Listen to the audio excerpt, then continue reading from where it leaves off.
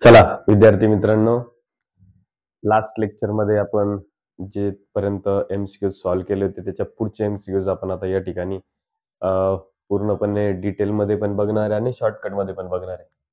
चला, अतिशय इम्पॉर्टंट आणि एक चांगला क्वेश्चन आपल्याला या ठिकाणी दिसतोय, ज्याचा आन्सर आपल्याला आता या ठिकाणी फाइंड आउट करायचा आहे. चला, सगळ्यात पहिले बघा, हा जो काही क्वेश्चन या ठिकाणी जो दिसतोय त्याच्यामध्ये ए मॅट्रिक्स जो आपल्याला दिलेला आहे तो या फॉर्मॅटमध्ये जो दिलेला आहे त्याच्यावरनं आपल्याला काय फाइंड आउट करायचं, डिटर्मिनंट ए आणि डिटर्मिनंट मध्येच ऍडजॉइंट ऑफ ए. लास्टच्या लेक्चरमध्ये आपण 2-3 क्वेश्चन बघितले होते, त्याच्यामध्ये डिटर्मिनंट ऑफ ऍडजॉइंट ऑफ ए काढण्याचा फॉर्म्युला असा होता, म्हणजे ऍडजॉइंट ए काढायचा असला आणि तो त्याचा डिटर्मिनंट काढायचा असला, ऍडजॉइंट ऑफ ए काढून मग त्याचा डिटर्मिनंट जर काढायचा असेल तर त्याच्यासाठी फॉर्म्युला होता डिटर्मिनंट ऑफ ए काढायचा आणि त्याच्यावरती डोक्यावरती n-1 घ्यायचं. ठीक आहे, हा कोणाचा फॉर्म्युला आहे? ऍडजॉइंट ऑफ ए आणि त्याचा डिटर्मिनंट काढायचा असला तर हा जर क्वेश्चन आपण जर आता एक वेगळ्या पद्धतीने म्हणजे रेग्युलर पद्धतीने जर सॉल्व्ह करण्याचा प्रयत्न केला तर आपल्याला डिटर्मिनंट ए काढावं लागेल पहिले, त्याच्यानंतर ऍडजॉइंट साठी पहिले को फॅक्टर काढा, मग त्याच्यानंतर त्याच्यावरनं ऍडजॉइंट काढा आणि मग त्या ऍडजॉइंटचा परत काय काढा, डिटर्मिनंट काढा. ही बरीच लंबी प्रोसेस होऊन जाईल आणि बराच वेळ त्याच्यामध्ये तुम्हाला लागू शकतो.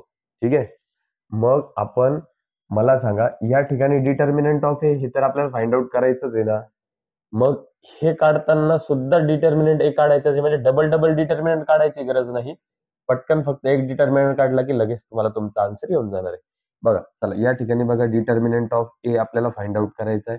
सांगा ही व्हॅल्यू प्लस मायनस प्लस मध्ये आपल्याला घ्यायची. सगळ्यात पहिले प्लस ए तुम्ही या ठिकाणी घेऊन घेतलं, पहिली व्हॅल्यू घेतली, तिचा कॉलम रो सोडल्यानंतर काय उरेल, ए 0 ए. त्याच्यानंतर पुढची सेकंड व्हॅल्यू कोण आहे, -0. जी व्हॅल्यू तुम्ही घेतली त्या व्हॅल्यूचा कॉलम रो जर तुम्ही सोडला तर तुम्हाला 0 0 0 ए या ठिकाणी भेटून जाईल. त्यानंतर तिसरी व्हॅल्यू जी आहे ती आहे +0. जी व्हॅल्यू घेतली तिचा कॉलम रो सोडून द्या, तुम्हाला काय भेटून जाईल इथनं, 0 ए 0 0. ठीक आहे, आता बघा बेटा, हा ए जशाच्या तसा, ए इंटू ए ए स्क्वेअर मायनस 0 इंटू 0 0 मायनस, आता याचा आन्सर काही येऊ द्या, त्याला मल्टिप्लाइड बाय तुम्ही जेव्हा 0 करणार तेव्हा याचा आन्सर हे 0 होऊन जाणार. पुढे देखील तसं हे यांचा आन्सर काही येऊ द्या, पण ज्यावेळेस तुम्ही 0 ने मल्टिप्लाय करणार त्यावेळेस हे आन्सर काय होऊन जाणार आहे, 0 होऊन जाणार आहे.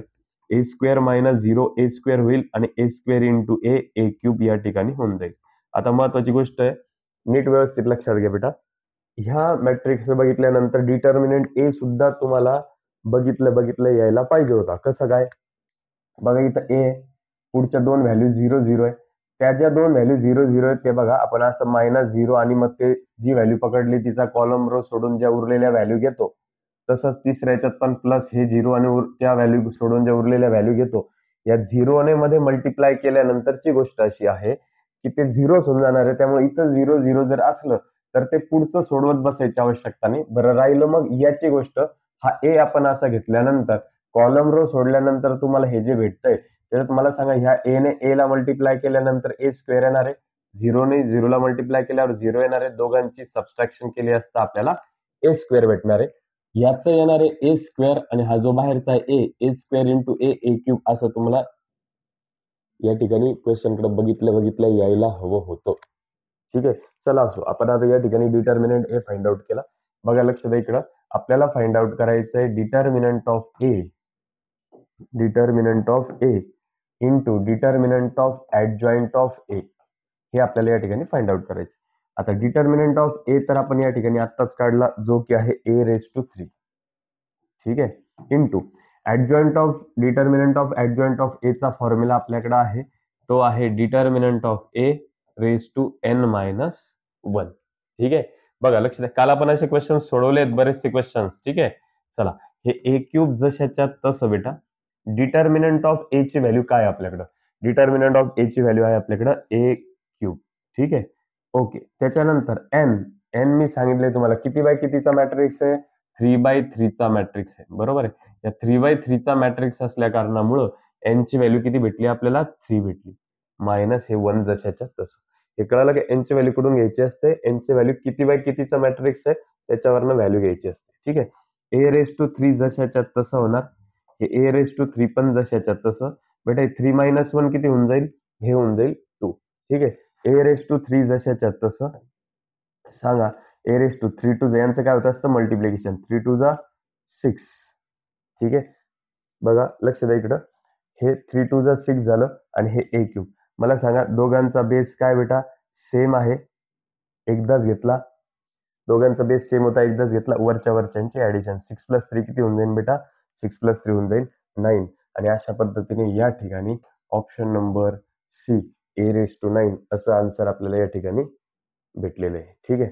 आता महत्वाची गोष्ट अशी आहे की बघा हे एवढं जेवढं हे तुम्हाला एलिमिनेट करता आलं पाहिजे होतं. कसं काय याच्याकडे बघून बघा, हा ए कॉलम रो सोडल्यानंतर हे 4 त्याचा ए स्क्वेअर, ए आणि ए स्क्वेअर हे काय होऊन गेलं ए क्यूब होऊन गेलं. डिटर्मिनंट ए च्या जागेवरती मी डिटर्मिनंट ऑफ ए ची काय करून टाकली व्हॅल्यू ठेवून दिली. त्याच्यानंतर हे ए रेस टू 3 जशाचं झालं. आता पुढे ऍडजॉइंट ऑफ ए चा determinant of adjoint of A चा फॉर्म्युला आहे आपल्याकडे, बरोबर आहे. मग डिटर्मिनंट ए च्या जागी डिटर्मिनंट ए ची जी व्हॅल्यू आपण इथनं काढली होती ती जशी तशी ठेवली. n-1 n3 आहे -1 3 - 1 2 झालं, 3 टू जा 6 झालं. आणि आपल्याला माहिती पुढं की दोघांचा बेस जर सेम असेल, त्यांचं मल्टिप्लिकेशन जर असेल तर ते आपण एकदाच घेतो आणि वरच्या वरच्यांची आपण काय करत असतो ऍडिशन करत असतो. अशा पद्धतीने या ठिकाणी दिलेल्या क्वेश्चनचा आन्सर अतिशय सोप्या पद्धतीने या ठिकाणी ए रेस टू 9 आलेले. ओके. चला आता पुढे बघा, एक स्क्वेअर मॅट्रिक्स कुठला पण घ्या, 2x2 घ्या, 3x3 घ्या, काही प्रॉब्लेम नाही. त्याचा जो इन्व्हर्स असतो तो केव्हा येऊ शकतो, इफ डिटर्मिनंट ए इज काय असेल त्यावेळेस. बघा लक्ष द्या इकडे, ए इन्व्हर्सचा फॉर्म्युला आपल्याला त्यांनी विचारलेलं आहे, डिटर्मिनंट ए काय असल्यानंतर आपल्याला इन्व्हर्स भेटू शकतो असा प्रश्न आहे. मला सांगा ए इन्व्हर्सचा फॉर्म्युला काय, 1 determinant of A into adjoint of A, हा फॉर्म्युला आहे.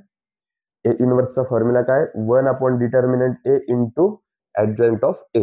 आता महत्वाची गोष्ट अशी आहे की हा डिटर्मिनंट जर कधी बेटा तुमचा जर कधी डिटर्मिनंट ए जर कधी 0 आलेला असेल तर अशा वेळेस ए इन्व्हर्स नॉट एक्झिस्ट असतं, म्हणजे ए इन्व्हर्स एक्झिस्ट राहत नाही, म्हणजे आपण त्याचा ए इन्व्हर्स काढू शकत नाही.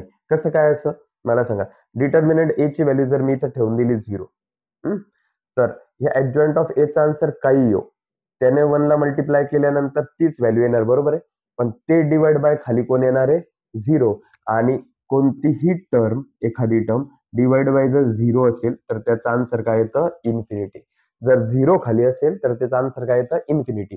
इन्फिनिटी म्हणजे नॉट डिफाईन, नॉट डिफाईन म्हणजे त्याचा आन्सर आपण काढू शकत नाही अशा पद्धतीचे, किंवा जे अनंत चालत राहतं म्हणजेच ए इन्व्हर्स त्याचा निघू शकत नाही. ज्याचा डिटर्मिनंट इथं 0 येणार त्याचा ए इन्व्हर्स निघत नाही. म्हणजेच हा जो डिटर्मिनंट ए आहे हा नॉट इक्वल टू 0 पाहिजे. म्हणजेच थोडक्यात काय बेटा, हा डिटर्मिनंट ए जो ना 0 सोडून कुठली पण व्हॅल्यू चालते. हा जो 0 आहे तो 0 सोडून कुठलीही व्हॅल्यू चालते. तेव्हा काय असतं बेटा, ए इन्व्हर्स इज एक्झिस्ट, म्हणजे त्यावेळेस आपण ए इन्व्हर्स काढू शकतो. तेव्हा जेव्हा डिटर्मिनंट ए ची व्हॅल्यू काय नसते 0 नसते त्यावेळेस. म्हणजेच या ठिकाणी आपण असं म्हणू शकतो, square matrix has a inverse if determinant A is non zero. Non zero म्हणजे 0 नसतो त्यावेळेस. डिटर्मिनंट ए जो आहे हा 0 नसतो त्यावेळेस आपण त्याचं इन्व्हर्स काढू शकतो. म्हणून दिलेल्या क्वेश्चनचा आन्सर आहे ऑप्शन नंबर डी, की डिटर्मिनंट ए जो आहे तो नॉन झिरो पाहिजे, म्हणजेच 0 नाही पाहिजे. ठीक आहे. सो बघा नेक्स्ट, आता पुढे ए इन्व्हर्स फाइंड आउट करायचं आहे. बघा लक्ष द्या इकडे सगळ्यांनी, ए इन्व्हर्स फाइंड आउट करायचं आहे. ए इन्व्हर्सचा फॉर्म्युला आपल्याला सर्वांना माहिती आहे, 1 determinant of A into adjoint of A. ठीक आहे. 2/2 चा प्रॉब्लेम असल्यामुळे डायरेक्ट फॉर्म्युला घेऊन त्याच्यानुसारचा आन्सर काढायचं, कारण की वेळ लागत नाही. मला सांगा 1 ला 1 जशाच्या तसं, डिटर्मिनंट ए 2/2 मध्ये डिटर्मिनंट ए लगेच निघतो. सांगा 2 6 जा 12 होणार, मायनस 4 3 जा पण 12 होणार, 12 - 12 काय येणार 0 येणार. आता पुढचं ऍडजॉइंट ऑफ ए काही बी येऊ द्या, पुढचा जो ऍडजॉइंट ऑफ आहे ना ते काही पण येऊ द्या. मला सांगा इथं एकदा का 0 आला? मागच्या क्वेश्चन मध्ये मी आत्ताच सांगितलं, बघू शकता.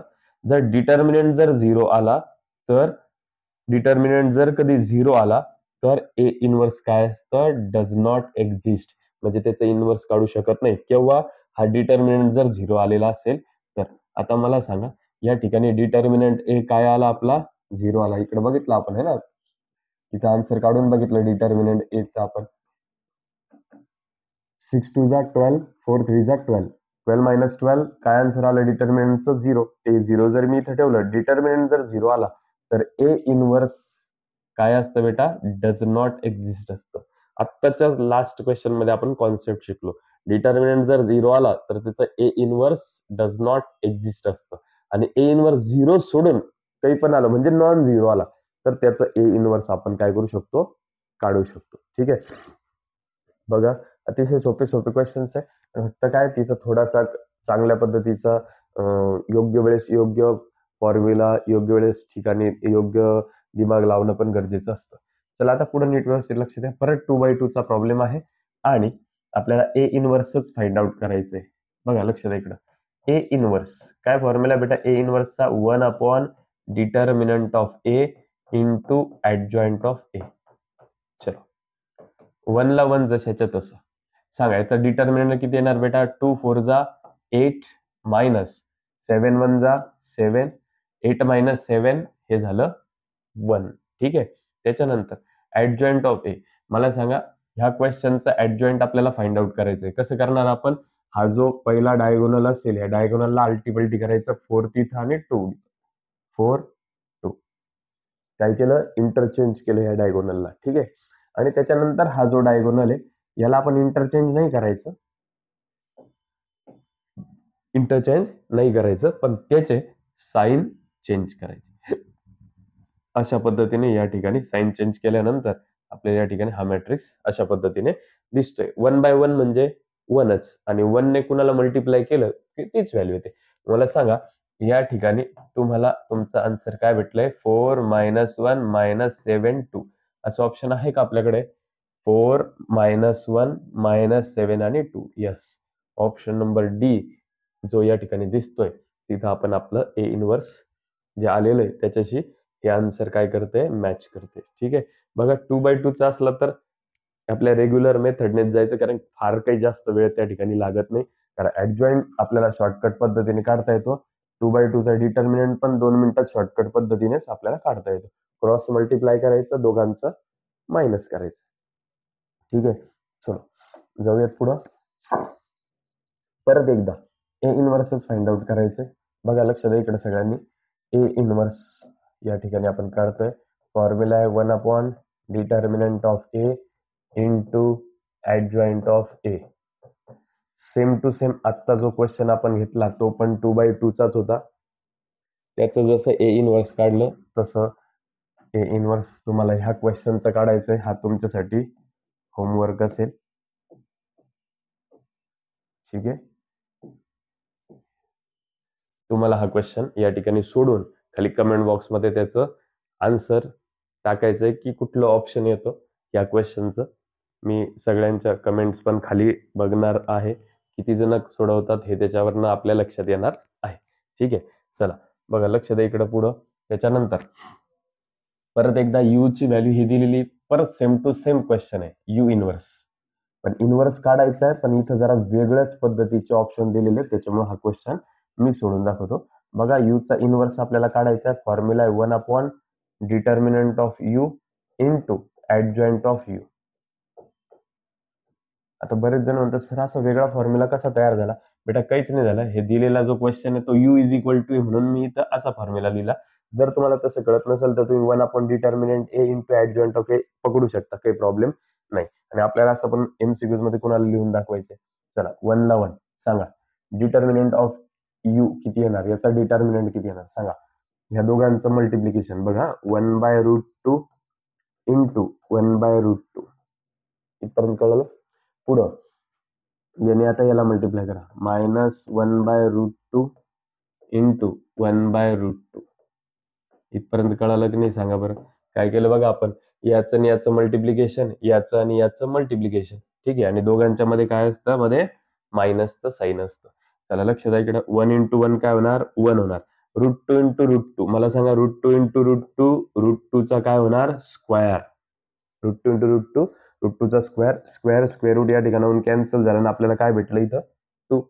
त्याच्यानंतर हे जे मधलं मायनसचं साईन आहे ते मधलं मायनसचं साईन आणि हे पुढचं मायनसचं साईन, दोन्ही मायनस मायनस या ठिकाणी काय होणार आहे, प्लस होणार आहे. पुढे परत 1 इंटू 1 1, √2 इंटू √2 आत्ताच केला आपण, √2 इंटू √2, √2चा स्क्वेअर स्क्वेअर रूट कॅन्सल, 2.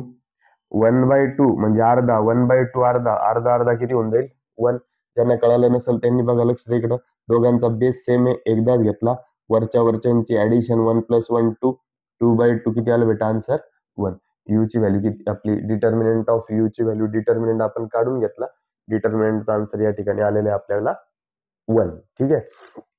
आता ऍडजॉइंट बद्दल तर आपल्याला माहिती आहे, शॉर्टकट पण काढता येतो आपल्याला. ऍडजॉइंट कसं काढणार, ह्या दोघांना इंटरचेंज करणार, ते दोन्ही सेम असल्यामुळे इंटरचेंज केले काय न केले काय काही कळणार पण नाही, आहे की नाही.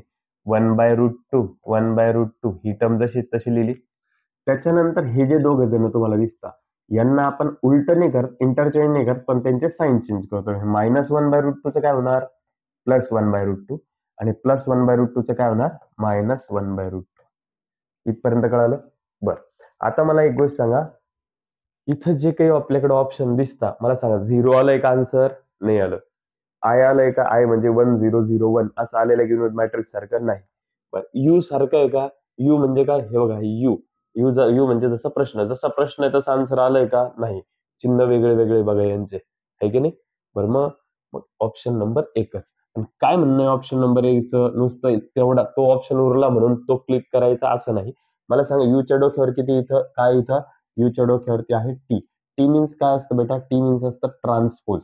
एक काम करा बरं, याला ट्रान्सपोज करून बघा बरं, यूचा ट्रान्सपोज करून बघा बरं, बघा लक्ष द्या इकडं, ट्रान्सपोज करा. मला सांगा ट्रान्सपोज केल्यावर आडव्याला काय करतो आपण, उभं लिहितो, 1/√2 1/√2. ठीक आहे, याला पण आडव्याला उभं लिहा, हे हॉरिझॉन्टल टू व्हर्टिकल, -1/√2 आणि 1/√2. आणि आता चेक करा यूचा ट्रान्सपोज. मला सांगा, हा सॉरी, चुकून असं झालं की आपण आन्सरचा ट्रान्सपोज काढत आहोत. हे आपला आन्सर आहे, हा इथं यू आहे, यूचा ट्रान्सपोज काय येतो सांगा, असं आन्सर येतं का बघा. हे आपलं कोण भेटले आपल्याला, यूचा इनवर्स भेटलाय. जे आपल्याला आन्सर काढायचं होतं ते आन्सर आपण या ठिकाणाहून काढून घेतलेलं आहे. ठीक आहे, आता या ठिकाणी यू आहे, यूचा ट्रान्सपोज करा बेटा, सांगा. हे यू इनवर्स झालं, आता यूचा ट्रान्सपोज करा. बघा, आडव्याला उभं करायचंय, पहिलं आडवं त्याला उभं करतोय आपण 1/√2 -1/√2. ठीक आहे, त्यानंतर सेकंड जे त्याला पण उभं करा, 1/√2 1/√2. अशा पद्धतीने या ठिकाणी यूचा ट्रान्सफर झाला. आणि आता चेक करा बरं, हे आन्सर सेम आहे का, हो आहे, म्हणजेच दिलेलं याचं ऑप्शन नंबर ए जे होतं पकडलेलं ते आपण या ठिकाणी करेक्ट पकडलं होतं. परत एकदा सांगतो, दिलेल्या क्वेश्चनचा आपण काय केला, इनवर्स काढून घेतला, आपल्याला हे आन्सर भेटलं, बरोबर आहे. आणि मग ऑप्शन मध्ये चेक केलं तेव्हा मला 0 तर सापडलं नाही, इथं आय पण नाही सापडलं, यू म्हणजे जसं तसं प्रश्न आलाय का, यू इक्वल टू जे आहे ते आलंय का, नाही. मग ऑप्शन नंबर एक उरलं, यूचा ट्रान्सपोज करा बरं. ह्या यूचा ट्रान्सपोज म्हणजे यूचा आडव्याचं उभं केलं आणि चेक केलं, दोन्ही आन्सर आपल्याला काय भेटले, सारखे भेटले. असंही आपल्याला 3 ऑप्शन आपल्याकडे कॅन्सल जेव्हा झाले होते त्यावेळेसच आपल्याला कळालं होतं की पहिल्या नंबरचाच आन्सर याचं येणार आहे म्हणून, हे की नाही. चला जाऊयात पुढं, बघा लक्ष द्या. नेक्स्ट क्वेश्चन या ठिकाणी अतिशय सोपा आहे, पण काय आहे, याला जर आपण लॉंग मेथडने जर सोडवत बसलो तर याला बराचसा वेळ लागून जाऊ शकतो. त्याच्यामुळे 3x3 मॅट्रिक्सचा जर कधी इनव्हर्स फाइंड आउट करायचा असला तर तो कशा पद्धतीने फाइंड आउट करायचा हे आता आपण या ठिकाणी बघा. लक्ष द्या इकडं, या ठिकाणी इनव्हर्स आपल्याला फाइंड आउट करायचं आहे, बरोबर आहे. चला आता लक्ष द्या सगळ्यांनी. आता 3x3चा जर कधी या ठिकाणी जर क्वेश्चन आलेला असेल आणि आपल्याला जर इनव्हर्स फाइंड आउट करायचा असेल तर तो कशा पद्धतीने फाइंड आउट करतात ते आपण आता या ठिकाणी बघणार आहे.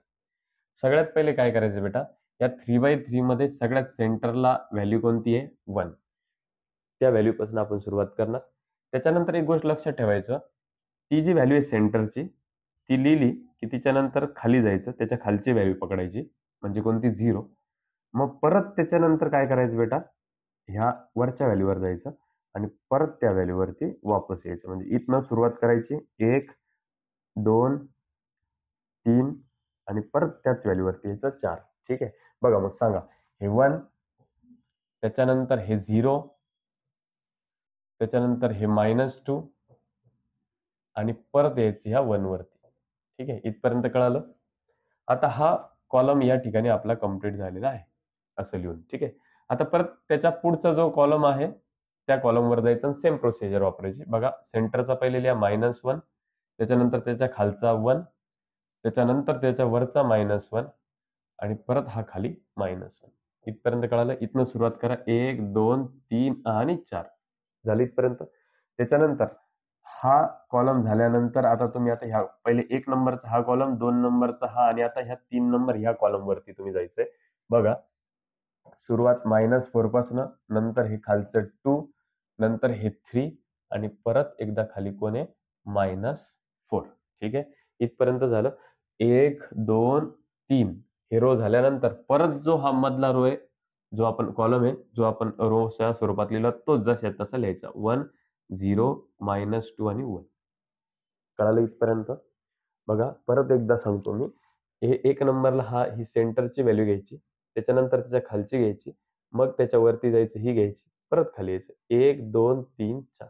ठीक आहे. अशा पद्धतीने या ठिकाणी या व्हॅल्यू तुम्हाला लिहायच्या आहे. ठीक आहे. चला आता लक्ष द्या बरं. सगळ्यांनी समोर लक्ष द्या. आता याला सोडवा. सोडवताना कसं करणार बघा, लक्ष द्या इकडे.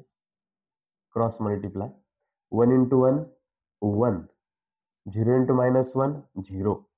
क्रॉस मल्टिप्लाय, दोघांच्या मध्ये मायनस. सांगा 1 - 0 किती झाला बेटा? 1 झाला. 1 - 0 किती झाला? हा 1 होऊन गेला. ठीक आहे. चला त्याच्यानंतर पुढे बघा, ह्या सगळ्या ऑप्शनमध्ये तुम्हाला 1, 1, 1, 1 दिसतंय. ठीक आहे. त्याच्यानंतर पुढं जायचं कॉलम वाईज, लिहायचं रो वाईज. ठीक आहे. -1 into 2, -2. 1 into -4, -4. दोघांच्या मध्ये मायनसचं साइन. Minus minus plus 4. 4 - 2, 2. त्याच्यानंतर पुढं -4 into 0, 0.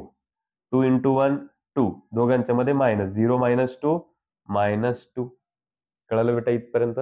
बघा, हे उभं जायचं कॉलम वाईज आणि लिहायचं मात्र रो वाईज. म्हणजे असे आन्सर काढायचे आणि लिहायचे असे हॉरिझॉन्टली. ठीक आहे. असं ऑप्शन तुम्हाला कुठं दिसतंय का? अशा पद्धतीचं ऑप्शन तुम्हाला कुठं दिसतंय? 1, 2, -2 नाही. ठीक आहे. आता लक्षात घ्या, जर आता हे जे आन्सर्स आपण लिहिणार त्याला हॉरिझॉन्टली टू आपल्याला नंतर व्हर्टिकली करायचंच आहे. त्याच्यामुळे एक काम करूया आपण. पहिलेच लिहिताना याला काय करू, जसं आपण काढतोय तशाच स्वरूपात लिहित चालू. याचं आन्सर 1 आहे, या सेकंड वाल्याचं 2 आहे आणि थर्ड वाल्याचं या ठिकाणी आन्सर काय बेटा? -2 आहे. ठीक आहे. चला लक्ष द्या इकडं. बघा पुढं. सांगा 0 into -1, 0. 1 into -2, -2. दोघांच्या मध्ये मायनसचं साइन आहे. सांगा मायनस मायनस काय झालं बेटा? +2. मला सांगा अशापर्यंत ऑप्शन तुम्हाला कुठं दिसतंय का? 1, 2, -2 आणि 2. 1, 2 नाही. फक्त एकाच ठिकाणी 1, 2, -2 आणि 2. 4च व्हॅल्यूमध्ये आपल्याला आन्सर या ठिकाणी कळून गेलेले. पुढचे आन्सर्स तर येतच राहतील.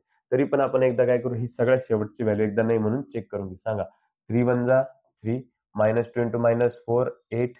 दोघांच्या मध्ये मायनस. 3 - 8 काय आन्सर आला बेटा? -5. कळालं का? बघा, हे कशा पद्धतीने लिहिलं तुम्हाला कळलं का? सेंटर पासून पकडायचं बेटा, सेंटरची व्हॅल्यू पकडायची. ठीक आहे. ही सेंटरची व्हॅल्यू पकडल्यानंतर याची सेंटरची व्हॅल्यू पकडली की त्याच्यानंतर त्याच्या खालची व्हॅल्यू त्याच्या बाजूला लिहायची. त्याच्या वरची व्हॅल्यू त्याच्या बाजूला लिहायची आणि परत त्या सेंटरची व्हॅल्यू 1, 2, 3 परत 4 त्याच्यावरती. मग त्याच्यानंतर हे 1, 2, 3 आणि मग त्याच्यावर 4. 1, 2, 3 मग परत 4 आणि त्यानंतर 1, 2, 3 तिन्ही कॉलम लिहून झाल्यानंतर हा परत चौथा कॉलम वापस एकदा रिपीटमध्ये लिहायचा आहे. बघा सेम टू सेम आणि बस. क्रॉस मल्टिप्लाय, दोघांच्या मध्ये minus, cross multiply minus, cross multiply minus, असं असं करत करत करत काय करायचंय? लिहित चालायचं. तर अशा पद्धतीने या ठिकाणी तुम्हाला आन्सर ऑप्शन नंबर सी या ठिकाणी भेटून गेलेला आहे. चला पुढे नीट व्यवस्थित लक्षात घ्या. बघा, इथं सुद्धा तुम्हाला ए इनवर्स फाइंड आउट करायचं आहे आणि आपल्याला दिलेलं आहे A B C is not equal to 0. A B C जे आहे ते 0 नाहीये. म्हणजे थोडक्यात हा एबीसी जो असेल तो याचा डिटर्मिनंट असायला पाहिजे. कारण की जेव्हा डिटर्मिनंट हा नॉट इक्वल टू 0 असतो त्यावेळेसच आपण ए इन्व्हर्स काढू शकतो. म्हणजे डेफिनेटली एबीसी हा डिटर्मिनंट ए ची व्हॅल्यू असायला पाहिजे. बघा लक्षात द्या इकडं प्लस मायनस प्लस आहे का नाही, डिटर्मिनंट फाइंड आउट करतोय बेटा मी. ए चा डिटर्मिनंट फाइंड आउट करतोय आणि तो एबीसी येणार आहे मला इथे दिसते कसं. प्लस ए घेतलं बेटा तुम्ही, प्लस ए जी व्हॅल्यू घेतली तिचा काय करतो बेटा आपण कॉलम आणि रो सोडून देतो. कोण उरलं बेटा B0 0 C इथपर्यंत कळालं. त्याच्यानंतर इथं 0 आणि 0 असल्यामुळे पुढच्या ज्या व्हॅल्यू आहे त्या ऑटोमॅटिकली काय होऊन जाणार आहे 0 होऊन जाणार आहे. बरोबर आहे. चला हे ए जशाच्या तसं B इंटू सी काय झालं बेटा BC मायनस 0 इंटू काय झालं बेटा 0 आणि अशा पद्धतीने तुम्हाला डिटर्मिनंट ए चा आन्सर काय भेटलं या ठिकाणी एबीसी. बरोबर आहे. चला आता नीट व्यवस्थित लक्षात घ्या. हे आपण या ठिकाणी काढलेले डिटर्मिनंट आहे. आता आपल्याला फाइंड आउट करायचंय काय, तर आपल्याला फाइंड आउट करायचंय ए इन्व्हर्स. ठीक आहे.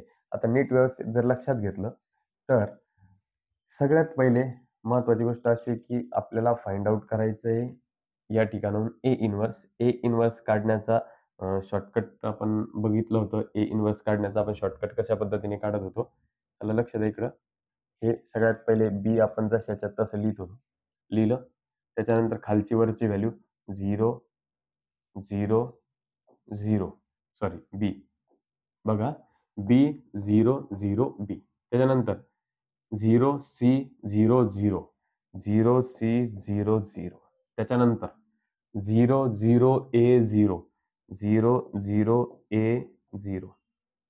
त्याच्यानंतर परत B0 0 B B0 0 B. चला लक्षात घ्या आता इकडं.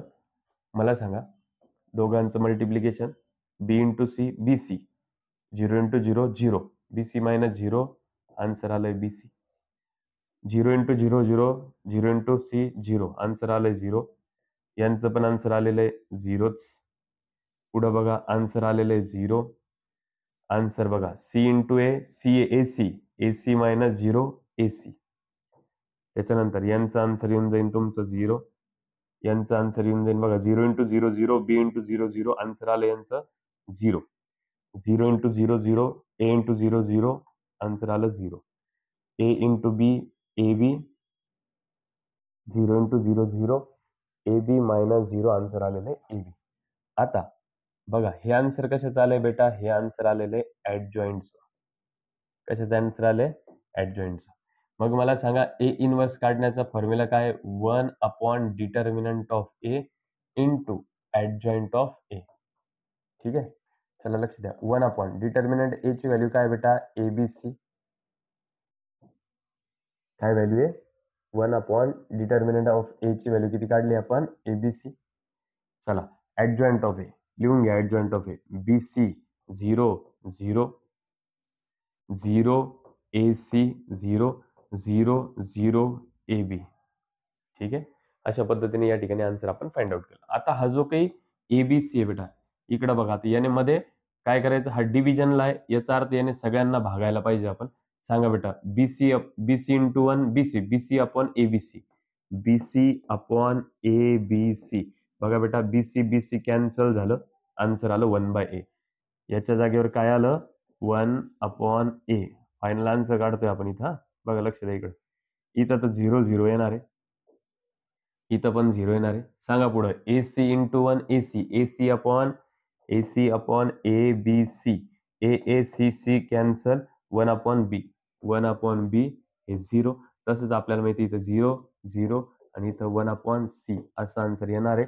आणि असं ऑप्शन तुम्हाला या ठिकाणी दिसतंय बघा 1/a 1/b आणि 1/c ऑप्शन नंबर डी मध्ये. बघा आता मागचा क्वेश्चन जो होता त्याच्यात नीट व्यवस्थित लक्षात घ्या.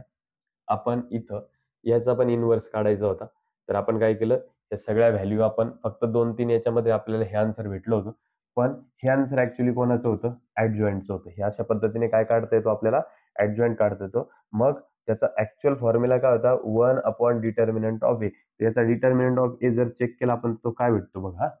पहिल्याला प्लस दुसऱ्याला मायनस तिसऱ्याला प्लस प्लस मायनस प्लस. हे +3 जशाच्या तसं कॉलम रो सोडा. 1 इंटू 1 हे 4 व्हॅल्यू तुमच्या उरलेल्या आहे. सांगा 1 इंटू 1 1 मायनस 0 इंटू 1 0. त्याच्यानंतर मायनस ऑफ मायनस हे झालं +2. जी पण व्हॅल्यू घेतली तिचा कॉलम आणि रो सोडा. -4 इंटू 1 -4, 2 इंटू -1 -2, मायनस मायनस +2. त्याच्यानंतर plus of minus -1, column row सोडून द्या. 4 व्हॅल्यू भेटल्या. -4 इंटू 0 0, 2 इंटू 1 2 इंटू 1 2, दोघांच्या मध्ये मायनस आहे. मला सांगा 3 1 जा काय झालं बेटा 3. इथं काय झालं मायनस प्लस काय झालं मायनस झालं. -2 -2 इंटू 2 -4. त्याच्यानंतर मायनस मायनस प्लस 1 इंटू 2 2. बेटा 3 आणि 2 किती झाले 5. 5 मायनस 4 आन्सर किती आलं 1. म्हणजे आपण या ठिकाणी ए इनवर्स जे फाइंड आउट करणार त्याच्यात 1 upon determinant of A into adjoint of A हा जो फॉर्म्युला आपण वापरणार होतो. 1 अपॉन डिटर्मिनंट किती आले बेटा 1च आलंय. म्हणजे इथं ऍडजॉइंट तुम्ही जो काढला होता ना ऍडजॉइंट इथं यांना सोडून जो ऍडजॉइंट काढला होता ना बाहेर डिटर्मिनंट 1 असल्यामुळे मध्ये काही फरक पडणार होता का नव्हता. त्याच्यामुळे तेच आन्सर या ठिकाणी होतं.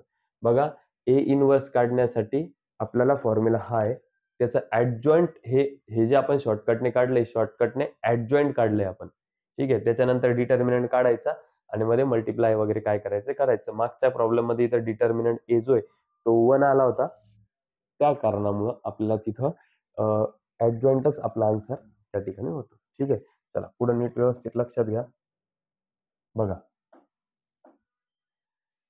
पुढचा क्वेश्चन अतिशय सोपा आहे. बघा आपल्याला ए ची व्हॅल्यू दिलेली आहे आणि A inverse is equal to हे अशा पद्धतीचं इक्वेशन आपल्याला असं दिलेलं आहे. त्यांनी लॅमडा फाइंड आउट करायला लावलेला. ओके बघा इकडे लक्षात घ्या. A inverse is equal to lambda into adjoint of A असा क्वेश्चन आहे बेटा. आणि व्हॅल्यू कशाची फाइंड आउट करायची तुम्हाला व्हॅल्यू फाइंड आउट करायची आहे इथनं लॅमडाची. ठीक आहे. आता मुलं काय करतात लगेच हे याचं ए इनवर्स काढतील लॅमडा काढतील मग ऍडजॉइंट काढतील मग त्याचं काहीतरी सोडवत बसतील. तसं करत करत बसायची गरज नाही. मला फक्त एवढं सांगा तुम्हाला काय फाइंड आउट करायचं आहे. तुम्हाला फाइंड आउट करायचं आहे लॅमडा. हे अलीकडचं ए इनवर्स जे ते ए इनवर्स जसं तसं राहिलं. आपल्याला जे फाइंड आउट करायचं ते एकट्यात ठेवा. तिकडचं मल्टिप्लिकेशनची टर्म इकडं कशामध्ये येणार डिवाइड मध्ये येणार. हे घ्या ऍडजॉइंट ऑफ ए. बघा आपल्याला फाइंड आउट करायचं आहे लॅमडा. तिकडचं मल्टिप्लायचं ऍडजॉइंट ऑफ ए जे आहे ते इकडं डिवाइड मध्ये येऊन गेलं. इथपर्यंत कळालं. आता पुढे बघा लक्ष द्या इकडं. आपल्याला फाइंड आउट करायचा आहे लॅमडा. मला सांगा ए इनवर्सचा फॉर्म्युला काय 1 अपॉन डिटर्मिनंट ऑफ बघा नीट व्यवस्थित लक्षात घ्या. काय फॉर्म्युला आपल्याकडे ए इनवर्सचा 1 upon determinant of A into adjoint of A हा आपला फॉर्म्युला आहे. अपॉन खाली कोण आहे बेटा ऍडजॉइंट ऑफ ए ते मी काय केलं जशाच्यात तसं लिहिलं. इथपर्यंत कळालं. बघा लक्षात घ्या ए इनवर्सचा जो फॉर्म्युला आहे तो फॉर्म्युला आपण या ठिकाणी लिहून घेतला 1 upon determinant of A into adjoint of A आणि ऍडजॉइंट ऑफ ए जशात तसं. आता इथं ऍडजॉइंट ऑफ ए काय झालं बेटा कॅन्सल झालं. आणि लॅमडाची व्हॅल्यू काय दिसते आपल्याला तर लॅमडाची व्हॅल्यू दिसते 1 अपॉन डिटर्मिनंट ऑफ ए. किती सोपं आहे आता बघा. 1 ला 1 जशाच्यात तसं. डिटर्मिनंट काढायचा याचा सांगा. डिटर्मिनंट कसा काढणार 0 इंटू 0 0 मायनस 2 इंटू 3 6 बेटा 1 अपॉन 0 मायनस 6 -6 आणि अशा पद्धतीने लॅमडाची व्हॅल्यू तुम्हाला या ठिकाणी ऑप्शन नंबर ए मध्ये -1/6. आता बरेच जण काय सर 1/-6 आहे तिथं -1/6 आहे मग कसं कसं लक्षात घ्या बेटा हे जे मायनसचं साईन आहे ते आपण -1/6 लिहिलं काय -1/6 असं लिहिलं काय आणि 1/-6 लिहिलं काय तिघांची व्हॅल्यू ही एकच असते. कुठेही ते मायनस साईन वरती सेंटरला किंवा खाली कुठं जरी एका ठिकाणी असेल तर ते तीच व्हॅल्यू आपल्याला पकडली जाते. म्हणजेच या ठिकाणी -1/6 असं या क्वेश्चनचा आन्सर आपल्याला या ठिकाणी दिसतंय. चलो बढ़ते आगे. चला ओके. मला सांगा इथं परत एक इक्वेशन आहे. बरेच जण लगेच धडाधड सोडवणं चालू करतात ऍडजॉइंट काढणं चालू करतात काय काय काय. बघा तिथं दिलेला जे काही इक्वेशन आहे ते इक्वेशन त्याच्यावरनं कशाची व्हॅल्यू काढायची तुम्हाला के ची व्हॅल्यू फाइंड आउट करायची. ठीक आहे. आणि आपल्याला ए इनवर्सचा असा पण फॉर्म्युला माहिती आहे. ए इनवर्सचा फॉर्म्युला असतो 1 upon determinant of A into adjoint of A. हा फॉर्म्युला आपल्याला माहिती आहे ए इनवर्सचा. 1 upon determinant of A into adjoint of A. तर मला एक गोष्ट सांगा, इथं जे तुम्हाला हे के दिसतंय, त्या के च्या जागेवर तुम्हाला इथं काय दिसतंय? बघा 1 ला 1, ऍडजॉइंटला ऍडजॉइंट, के च्या जागी काय दिसतंय तुम्हाला? डिटर्मिनंट ए. म्हणजे जर तुम्ही डिटर्मिनंट ए काढला म्हणजेच तुम्ही कोण काढला? के काढला. बाकीचं सॉल्व्ह करत बसायची गरजच नाही. पण डिटर्मिनंट ए काढू आपण. के म्हणजेच कोण आहे बघा ना, के च्या जागी डिटर्मिनंट आहे. काढा याचा डिटर्मिनंट आहे. Plus minus plus. घ्या बेटा ती व्हॅल्यू. +3 जी व्हॅल्यू घेतली तिचा कॉलम रो सोडा. कोण उरलं तुम्हाला? 2 -1 1 1. सेकंड व्हॅल्यू घ्या -2. जी व्हॅल्यू घेतली तिचा कॉलम रो सोडून उरलेल्या व्हॅल्यू लिहा. 1 -1 0 1. नेक्स्ट व्हॅल्यू घ्या +4. जी पण व्हॅल्यू घेतली तिचा काय करायचा? कॉलम रो सोडायचा. सांगा 1 2 0 1. ठीक आहे. बघा 3 ॲज इट इज. 2 1 जा 2. 1 इंटू -1 -1 दोघांच्या मध्ये मायनसचं साईन. नेक्स्ट हे -2 जशाच्या तसं 1 इंटू 1 1 0 इंटू 1 0 दोघांच्या मध्ये मायनसचं साईन. +4 1 इंटू 1 1 0 इंटू 2 0 दोघांच्या मध्ये मायनसचं साईन. 3 minus minus plus 2 + 1 3 -2 1 -0 1 +4 1 -0 1. 3 3 झालं 9 -2 इंटू 1 झालं -2 4 1 झालं 4. सांगा बेटा 9तून 2 गेले 9 - 2 7 7 + 4 हे आलेलं आन्सर 11. तर 11 नंबर जे आहे म्हणजे 11 आन्सर जे ते ऑप्शन नंबर डी मध्ये आपल्याला या ठिकाणी कळून येते. बघा बरेचसे आजच्या व्हिडिओ लेक्चर मधले बरेचसे क्वेश्चन असे त्यात पण बऱ्याचशा कॉन्सेप्ट आपण ज्या सीईटी साठी लागणार आहेत त्या बऱ्याच बघितल्या आणि माझं म्हणणं असं की त्या फॉलो करून तुम्ही कंटिन्युअसली हे आन्सर सोडत बसायला पाहिजे. म्हणजे काय प्रॅक्टिस करायला पाहिजे. म्हणजे अशा पद्धतीचे कुठले पण क्वेश्चन आले त्याला लॉंग मेथडनं न सोडवता शॉर्टकट मेथडने आपल्याला सोडवता आलं पाहिजे. आता हा क्वेश्चन सोडवण्यासारखा अजिबात नाही.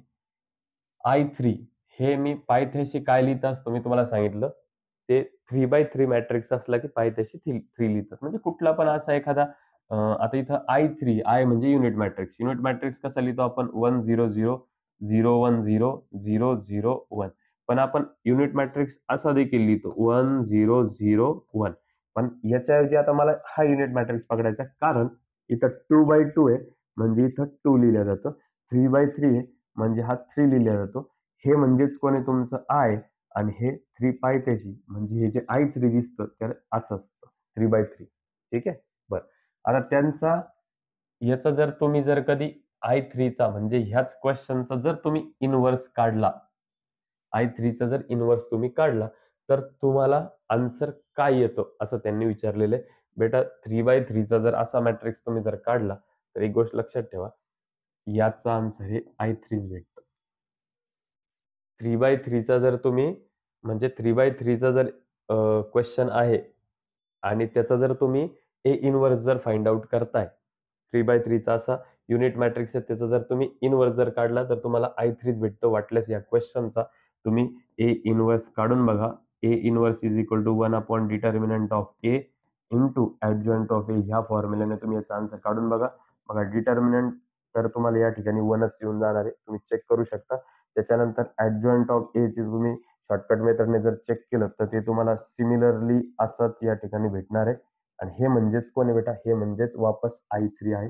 हा एक कॉन्सेप्ट झाला. दुसरी गोष्ट अशी आहे की कुठल्याही 3/3 चा मॅट्रिक्सचा जर तुम्ही इन्व्हर्स काढला तर तुम्हाला 3/3 मध्येच आन्सर येणार आहे. एवढं पण व्यवस्थित लक्षात असू द्या. ठीक आहे. चला मग काय या ठिकाणी आन्सर भेटलं आपल्याला ऑप्शन नंबर सी. ठीक आहे. चलो. चला आजच्या लेक्चर मधला शेवटचा हा क्वेश्चन आणि ऍक्च्युली क्वेश्चनकडे बघितल्यानंतर सुद्धा तुम्हाला या ठिकाणी आन्सर भेटू शकतं असं मला वाटतं. ए चा ट्रान्सपोज त्याचा इन्व्हर्स इक्वल टू ए चा इन्व्हर्स त्याचा ट्रान्सपोज म्हणजे हे करेक्टच आहे. अल्टी-पल्टी पॉवरच्या पॉवरमध्ये उलटं-सुलटं चालतं. म्हणजे ए रेज टू 3 त्याचा पॉवर 2 याला आपण ए चा पॉवर 2 त्याचा पॉवर 3 असं लिहू शकतो. ठीक आहे. त्यामुळे हे ऑप्शन करेक्ट आहे. हे पण ऑप्शन करेक्ट आहे. त्याच्यानंतर हे पण हे पण ऑप्शन करेक्ट आहे. राहिला प्रश्न फक्त कुणाचा? बी. हे ऑप्शन या ठिकाणी बघा इथं एचा इन्व्हर्स आणि इथं डिटर्मिनंट एचा इन्व्हर्स आहे. हे दोन्ही वेगवेगळ्या हे आहे. त्याच्यामुळं आन्सर तुमचं या ठिकाणी बी नंबरचा थिअरी आहे बेटा. सॉल्व्ह करून तुम्हाला जर कधी वाटलंच, फारच याला सॉल्व्ह करायचंय, तर ए असा 2/2 चा कुठलाही मॅट्रिक्स तुम्ही घेऊन घ्या. फॉर एक्झाम्पल 1, 2, 3, 4 आणि तुम्ही चेक करू शकता याचं जे आन्सर येणार आहे, हे दोघं इक्वल येणार नाही. त्याच्यामुळं हा बी नंबरचा ऑप्शन या ठिकाणी करेक्ट आहे. ठीक आहे.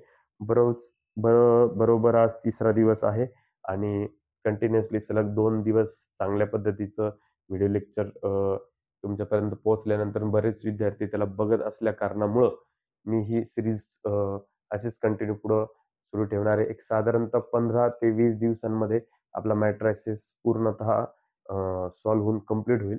येणारे पण पुढचे चॅप्टर्स आपण अशाच पद्धतीने कंटिन्युअसली चालू ठेवणार आहोत. कंटिन्युअसली प्रॅक्टिस करत राहायची आहे आणि या व्हिडिओच्या माध्यमातून जेवढ्या काही कॉन्सेप्ट आहेत, तेवढ्या सगळ्याच्या सगळ्या कॉन्सेप्ट क्लिअर करत राहायच्या आहे. भेटूयात